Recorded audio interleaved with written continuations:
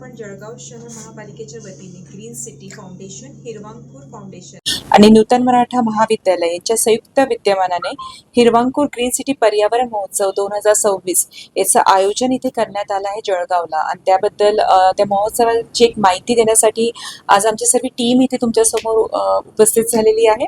मला वाटतं हा महोत्सव केवळ फक्त एक प्रदर्शन नसणार आहे, पण ह्या महोत्सवामध्ये आपण विविध वेगवेगळ्या घटक तिथे आपण बोलवले गेले आहे. त्यामध्ये तुम्हाला पर्यावरण संवर्धनाची चळवळ म्हणजे जनजागृती त्याच्यामध्ये करणार आहोत आपण. त्याच्यामध्ये पर्यावरण संरक्षण आहे, जलसंवर्धन आहे म्हणजे रेन वॉटर हार्वेस्टिंग त्यात आपण तुम्हाला दाखवणार आहे.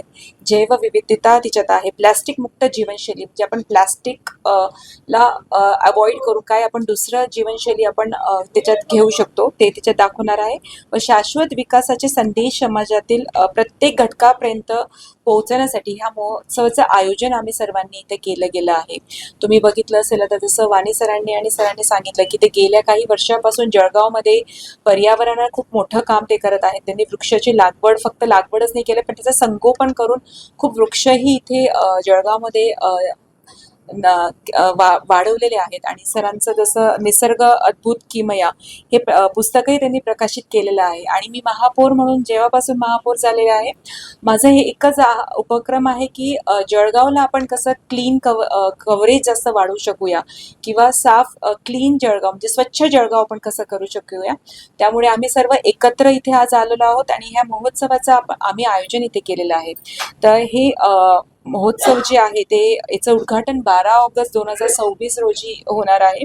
आणि सकाळी 7:15 वाजेपासून शहरातील विविध भागातून सायकल रॅली, कुठून वृक्षाची दिंडीही काढणार आहोत. आणि महापालिकेच्या समोरून रॅलीचं एकत्रीकरण म्हणजे प्रत्येक भागातून हे वेगवेगळ्या रॅली आम्ही एकत्र आणणार आहोत आणि याचं उद्घाटन आम्ही करणार आहोत महोत्सवाचं. महोत्सव जे हे राहणार आहे हे 12 तारखेपासून तर 16 ऑगस्ट दरम्यान चालू राहणार आहे. सकाळी 10:15 वाजेपासून ते संध्याकाळी 7:15 वाजेपर्यंत हे. आणि हे सर्वांसाठी विनामूल्य खुले राहणार आहे. त्यामुळे जळगावचे सर्व नागरिक आहे त्यांना मी सर्वांना विनंती करते की प्लीज आवर्जून ह्या महोत्सवाला त्यांनी हजर राहायचं आहे.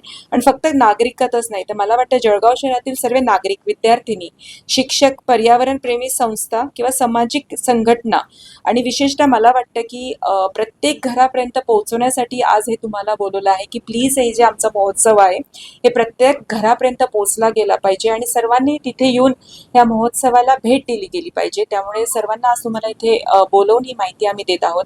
आणि मला वाटतं की महापौर म्हणून काम करत असताना जेव्हा मला वाटतं स्वच्छ जळगाव मला करायचं आहे तर माझ्याकडनं केव्हा तरी फाईन केलं जातं किंवा कोणाला तरी दंड केला जातो. पण मला वाटतं आपलं जळगाव स्वच्छ ठेवायचं आहे तर सर्वांना एकत्र येऊन हे करायचं आहे.